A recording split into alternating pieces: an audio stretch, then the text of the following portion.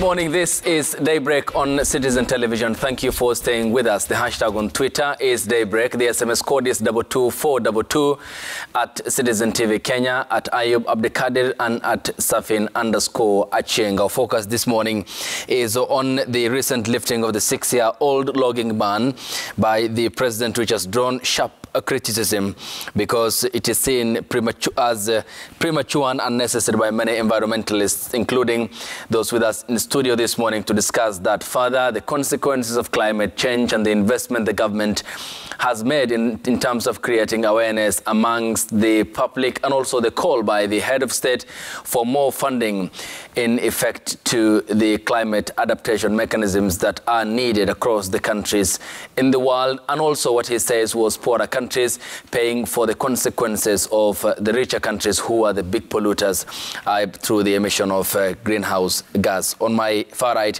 is Dr. Kalua Isaac Green. He is an eco-entrepreneur. Thank you for your time, Dr. Much appreciated. At the center is Tracy Mahiti. She is the community manager, Greenpeace Africa. Good morning. Your time is appreciated. And we also have in studio Titus Lote, who is the Member of Parliament representing Kacheliba constituency and a member of the National Assembly Environment and Natural Resources Committee. So timely to have you in studio. Thank you, Honorable Lote, for making time. Shortly we'll be joined by Dr. Kinyanjui Koimbori, who is a climate change activist and will be taking his account once he is with us in studio here on the broadcast. And we as well welcome your contributions here through the hashtag on Twitter, which is Daybreak. I come to you first, Dr. Isaac Kalua Green, and hearing what the head of state had said in regards to the logging ban, which was in place for the past 6 years. As an environmentalist, an eco-entrepreneur, what will be the immediate consequences of lifting the 6-year-old ban by the government? To thank the president, because he must be having information which is useful, because from the presidency you cannot just make statement for the sake of it.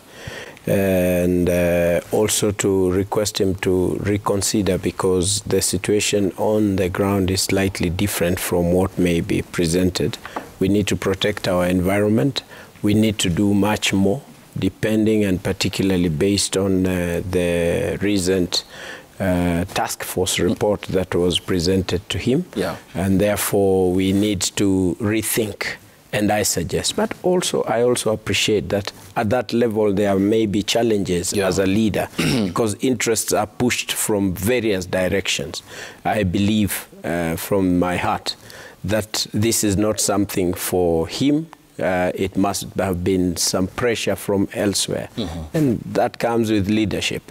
But the fact is that maybe we need to reconsider that, and not just maybe. I believe that we need to reconsider for the good of our nation. And to address the diminishing forest cover in the country, Dr. I come to you still seeking some clarification. There was a task force, as you had mentioned, and this task force was inaugurated by then Deputy President William Ruto, now President. And then does it not pose the question as to why the government is disregarding the very same recommendations by the task force which was put in place by the previous government, inaugurated by the former Deputy President? And why do you think, from a conservation perspective, that there has been a deliberate overlook of the recommendations as contained in that task force report? As I said, politics and the office of the presidency is full of interests from various people and players. This country's forest cover has been diminishing from independence. You can imagine from independence we have been planting trees, we have been growing them, but only less than 10% has grown. We have been planting, but something extraordinary happens. Extraordinary because we have our animals getting into the forest to eat up that. We have people, whenever we plant trees during national holidays, I mean national tree planting days, they're there, you're planting trees and they have a packet of salt in the bag, in their pocket, and they plant trees. They put it on the base of the trees.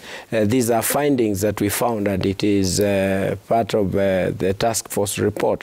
We have people in some regions of of our country where they have STUA programs, STUA means that you plant the tree, after about 7 months or so, they come and uproot and pin it back so that it does not grow. Why is this? Because many Kenyans, about 80% of our national population lives around water towers, and therefore the interest of political interests, people would want to continue living in those areas. They wouldn't want to have this moving on. But to the government, I believe the presentation of the report was straightforward. There were so many things alarming, and I have shared it on my Twitter handle so that Kenyans can be able to see, and it is out of public demand, that you can read the report to understand as to why it would not be implemented only politically. Okay, we will talk about the goodwill towards the implementation. Yes. And because here the very stark reality is that the president seems to be very scientific when it comes to his message abroad in terms of using the modelings and talking to the big polluters in the country, saying that, look, we, the poorer nations, are paying for your price, and the consequences this has had on our economies. And the challenge is that back at home, there seems to be no regard for the recommendations of the task force report, which we'll be delving deeper into, and the recommendations contained therein. Tracy, coming to you, from the community perspective, talk to me about the degree of concerns this has imbued in you, hearing the lifting of the 6-year-old ban, which was imposed by the previous government. Yeah, thank you for that. So, of course, when I had the news, when we had the news as an organization, it was completely devastating for us, considering all the progress that Kenya has made over the past 6 years when it comes to increasing forest cover and also increasing tree cover.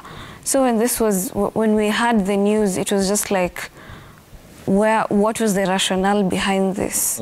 Where were they coming from? I know that the president mentioned that it's because of, mature trees are rotting in the forest, but just because mature trees are rotting in the forest, it doesn't mean that they don't have their purpose.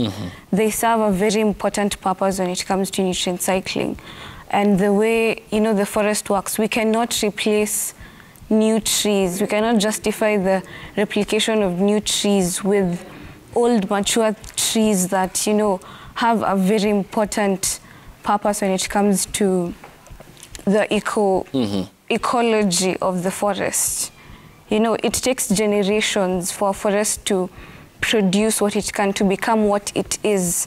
We cannot justify the lifting of the ban and logging them just for, we have 15 billion trees that we are coming in. There's no guarantee that that 15 billion trees will create that forest that we are losing right now.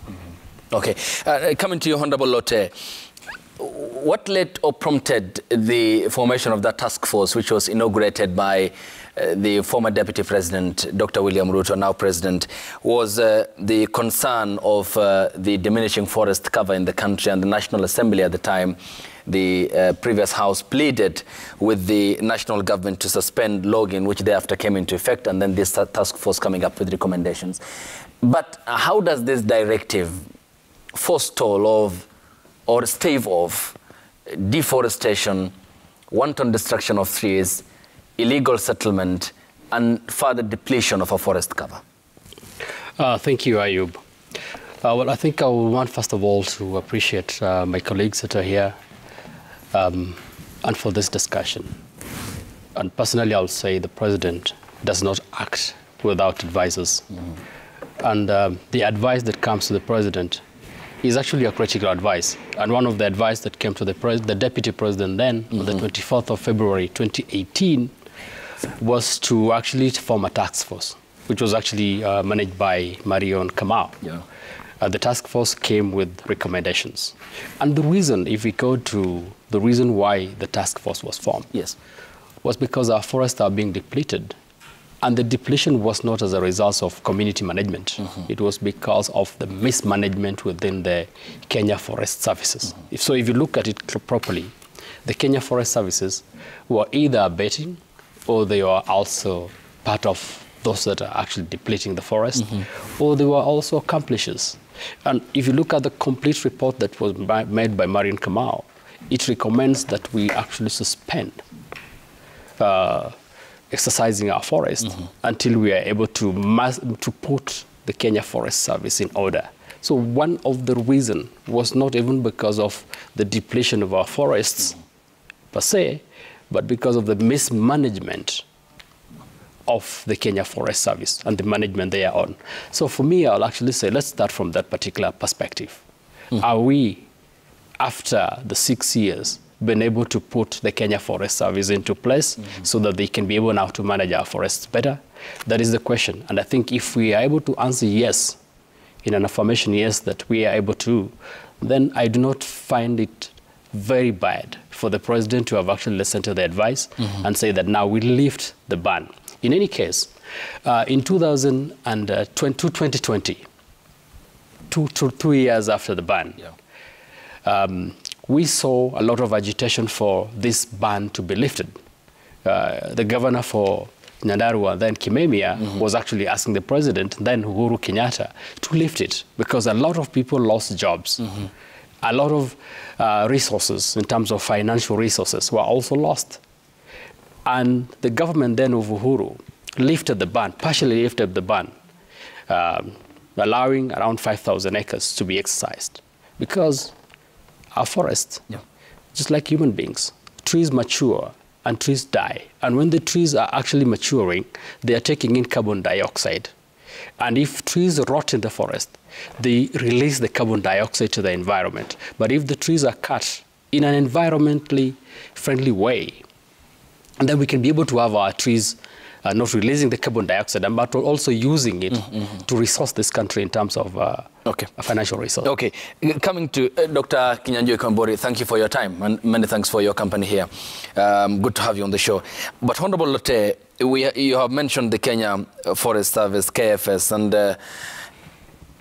the KFS is adversely mentioned in the report for the mismanagement of the critical resource that we have in terms of our forest cover. And to quote the report, it said that KFS oversaw the wanton destruction of forests and executed plunder of our water towers. Yes, there is a directive by the president, but then there was the lacking accompanying message as to how KFS should also pull back and pedal back from its adverse mentioning of the report and what it has been doing before, because this again will be allowing KFS to do what it has been doing. I mean, is there not a gap in the communication by the government as to what KFS ought to do in terms of revising its previous blunders as pointed out in the report? Well, I think that is a question that we will have actually asked ourselves, because the moment the president is pronouncing that we are lifting the ban of 6 years, it basically means that the president has been satisfied that the reforms within KFS have actually been done. So it is not for the role of the president to come and specify what kind of reforms have been done. That is the role of other institutions of parliament. I am a member of the Committee of Environment, and we've actually looked through it. We've gone through every bit of the mismanagement that was done by KFS. We've actually given our recommendations, and we were satisfied that the ministry has been able to reform KFS to the levels that they are not going to mismanage the forest that they did in 2018. And we can confidently say KFS have gone through the reforms that were required for them to be able to manage our forests cover and to manage our forest resources.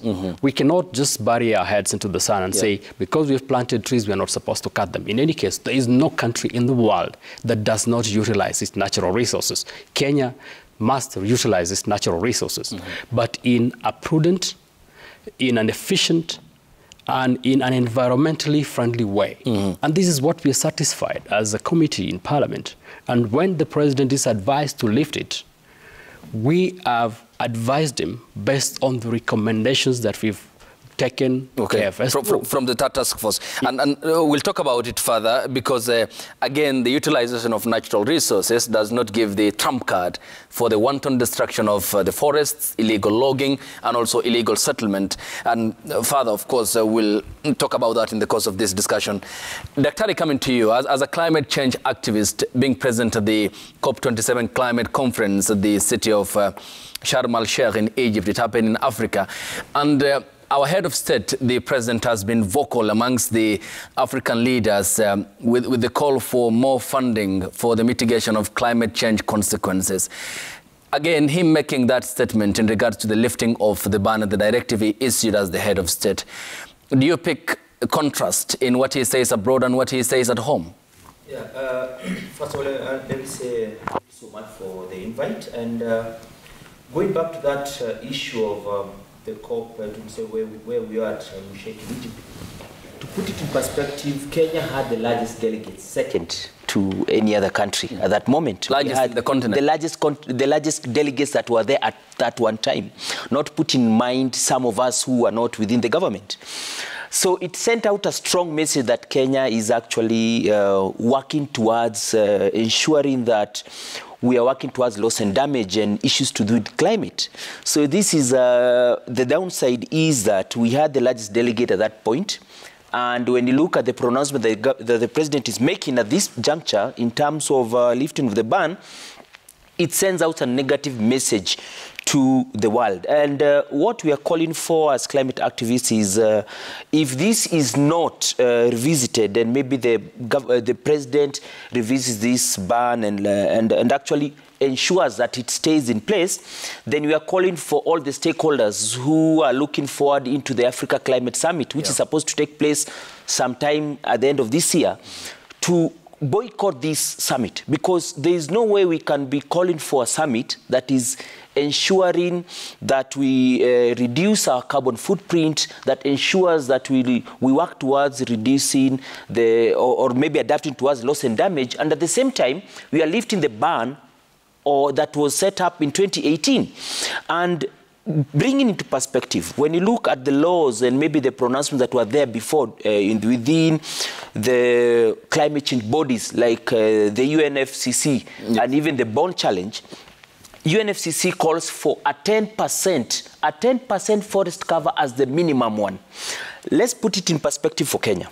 For Kenya, we have forest cover and tree cover. Tree cover, as of 2022, we stood at 12.2%. That is the tree cover. When you're talking about the forest cover, we stood at 8.8%. So what is the difference between the two? A forest cover is only counted when the trees are within a hectare. They can be counted within a hectare. They are more within a hectare. That is, now they can be equated within a forest. But when you look at these trees that are being planted here and there, they are not more within a hectare. They cannot equate to a hectare. Then that's a tree cover. So tree cover is 12%, but the forest cover is 8.8% as of 2022 December. So that one tells us that we have not met the threshold of the UNFCCC body in terms of ensuring we have a 10% minimum forest cover. So when you lift this ban, it sends out a strong message. I'll read out a message that was sent by somebody who knew I was coming here and told me, with this pronouncement that the government made, we as activists who are planting trees, it has sent out a wrong message to us, and even the people we are encouraging to plant trees, it has demoralized them into planting these trees. It's like you telling me to fill a bucket full of water, and then somebody is coming in to poke holes at the bottom, telling you, you keep on putting water. At the end of the day, thinking that that bucket will be filled with water. It will never be. Kenya, we cannot operate in that manner. And that's why we reached where we were in 2018, because laws were being broken. People were going into those forests, doing their illegal things. And I think we'll go deeper into the economic aspect at a later time, and I'll give you the figures as to why this ban was lifted. And that is the main driver that I'm seeing in terms of the president bringing out these popularistic pronouncements that will only benefit the few at the expense of the many. So that is what I'm seeing it. That is, the pronouncements were only meant to benefit a few That's why I'm calling them popularistic, but at the same time, they will affect the many. And the many are we, the Kenyans, who are actually knowing the benefits of this environment. Okay, and talking about the many, because there was also a particular concern that the destruction of Mau Forest in the Rift Valley, Daktari and company here, a most important water tower and a key source of water for Lake Victoria, then which is the source of the Nile, which extends until to Egypt, past, of course, Sudan, and the entire livelihood that depend on that river and the consequences this will bear in terms of the shared endeavor that is needed amongst the community of nations. But Daktari, coming to you, the president even at some point said there is no point of the Parties of Climate Conference, COP, to happen, and even called for its scrapping. It says in many aspects and to a larger degree, the outcome has been inconsequential, especially of the big polluters not doing their part in terms of the money that they ought to be channeling for mitigation purposes.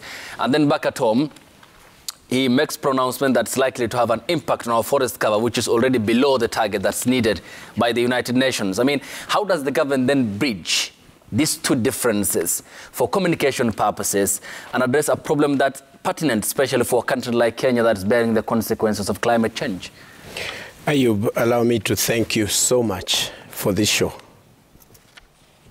And I have a lot of respect for the people of Kacheliba and therefore the Mheshimiwa. And today, this show has done something extremely good to Kenyans, that we now know that it is not the president who gave the orders. It is the parliament that advised that the ban be lifted, just as the member of parliament. So I want to thank the president. I had no mistake thanking the president always, because he is an environmentalist, he is an ecologist par excellence, gone through that. And therefore, this proves that it is pressure. And I want to offer myself to Mheshimiwa to create time to come and speak to your members of parliament. I have a lot of respect for you. There is only a mismatch between your statement and what you said with the reality of things. I now even know where the word miti siwachwe kuoza, where it has come from, because it has now come from the Mheshimiwa. So thank you. This is something extremely good for Kenyans. It has nothing to do with the president, but the advisors of the president. And the Mheshimiwa is here because he has said that they recently lifted up some 5,000 trees, and it was acres, it was given out, and that everything has been checked and advised. Now, I have a few questions that I want us to ponder. And by the way, Mheshimiwa, I respect you a lot. The fact that you're mentioning things that may not have real good impact to the community does not cause me to disrespect you and the people of Kacheliba that I hold in high esteem. There are a few things that you had not considered. Number one, and I want you to go and read the task force report again after this. And for your reference, it is available on my Twitter page. Please, it's one that's pinned on the top. Please, I request you with all due respect, please read it. As we speak today, when you say that the capacity of Kenya Forest Service is okay, and therefore they can deal with that, do you know we have had statements of 2,000 people that have recently been employed, which is excellent. I want to advise you that those people are still in training. They have not come out. And 2,000 people is a drop in the ocean. One person, a forester, is supposed to take care of 400 acres on average. The current situation is that one officer is doing more than 10,000 acres. One. And they're supposed to work two. Do you know that people in Kenya Forest Service do not have resources that they need to have? They have no vehicles that are sufficient. They have no motorcycles. They have even no clothing for cold in the forest. They have no water in the forest. I have been personally in Limuru, where the head of that entire forest does not have water. He buys water in a Bowser. He lives in a house that is so dilapidated. It was built in 1901. The guy who is supposed to be in charge of that skips holes in his own house, like 2 meter or 1 meter hole, because the house is lifted at that level. Are we saying in all our best minds that this is the team that we have not resourced, that we have not given what they need to have? They're actually led by the community around them because they are supported. The guy had to get the community to build a toilet for him. I have seen it with my own eyes. Okay. That is the Kenya Forest. Wait, I gave you time, I didn't interfere. We met during this time of the preparation, and by the way, I was part of the task force, just in case you didn't. That's why I request that you also read it very carefully. The findings of what was there, the valuation system of the forest material, the protection capacity, the fencing and the edge of the forest versus the community's demands out of this, the usage of the forest products is so terribly away from anyone who can ever sit in their best mind to recommend that now lift the ban. I can only request you with God's fear, please read the report. Okay. Dr. I take your point. Okay, I'll come to you, Honorable. Yeah, yes, and I was only rebutting on what he said, that they advised the president after due diligence of the reading of the report, and when he says that trees should be allowed to rot, should not be allowed to rot in the forest. Okay. Yeah. Now, to my question, you have talked about welfare issues, which are very important. It's a key component to run any organization. But isn't it the government's responsibility to address some of the problems that you have mentioned? And what has been done over time, up to the point that the report had pointed out that the recommendations included an investigation and prosecution of the agency officials who are found culpable, and the constitution of a caretaker management team, and complete overhaul of the forest management practices in Kenya. I mean, besides the directive, what was done previously to address this problem of welfare to prevent what the KFS officials have embarked on, which was the wanton destruction, and also which allowed illegal settlement and illegal also cutting down of trees? Quite a lot, and I believe that is what the member of parliament, now I know where to direct every question in this world about the logging, and I'm so happy about it. We need to check on what has been done, the investigations. You know, KFS has got very good officers, extremely good officers. There are also terrible officers in that place. Look back and see when excision is done best. You remember I blew the whistle on Mau at the time that it was happening. You realize that every election cycle, there is nobody. Okay, Dr. Let me just pause you. We'll proceed with the point, and we cross over live to State House, where these are the live pictures coming to you from State House, where President William Ruto is set to meet his Iranian counterpart, Ibrahim Raisi, whose visit to Kenya was rescheduled yesterday, and a statement issued by the Ministry of Foreign Affairs in the aftermath of the cancellation of the State House visit and the bilateral talks that were to happen yesterday morning, including the memorandum of understandings that was supposed to be signed by both parties, including the delegations that accompany the head of state and, of course, his visiting counterpart, Ibrahim Raisi, which is part of the African tour by an Iranian president for more than 10 years after Tehran reoriented its foreign policy in the Middle East in regards to the shifting geopolitics, and him here in Kenya. It's one of the countries that largely import tea products from Kenya here, and a key component of the trading countries with Kenya in terms of the growth of the economies. And the head of state are also expected to talk about other issues, and President William Ruto there standing for the national anthem and ready for the receiving of the visiting head of state. And we'll be giving you the live pictures as and when they happen at State House. Let's cross over and listen.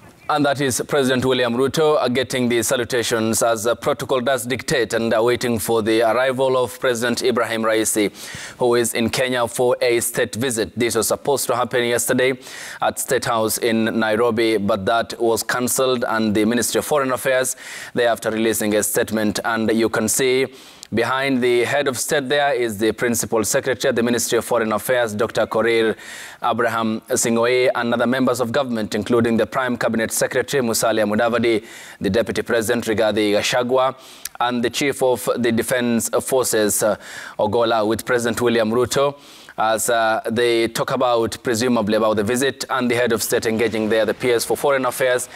And the ministry yesterday issued a statement in regards to the rescheduling of the visit by President Raisi, who was supposed to hold bilateral talks with President William Ruto at State House, and then thereafter both delegations of the two countries signing memorandums of understanding, including in trade, defense and security relations.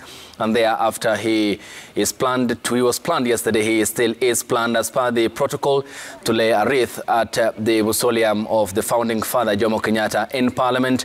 Close consultations there, as you can see on your screens, between the President, his Deputy Rigathi Gachagua, the Principal Secretary at the Ministry of Foreign Affairs, Dr. Abraham Korir Singoe, the Prime Cabinet Secretary, Musalia Mudavadi, and the Chief of Defense Forces, Ogola, as they wait for the arrival of the Iranian president, who will be in the country for a state visit, and with regards to the long list of other visiting world leaders who have been here in the country, including the German Chancellor Olaf Scholz, the Japanese Prime Minister, the Eritrean President Isaias Afwerki, and other leaders who have been in Kenya as they seek diplomatic and trade relations with Kenya, which is part of the global, of course, and the diplomatic dictate of how the community of nations ought to be cooperating with regards to trade relations, diplomatic relations, military engagements, security, and Iran being a key player and a partner for Kenya in the Middle East, despite, of course, the reorientation of its policies towards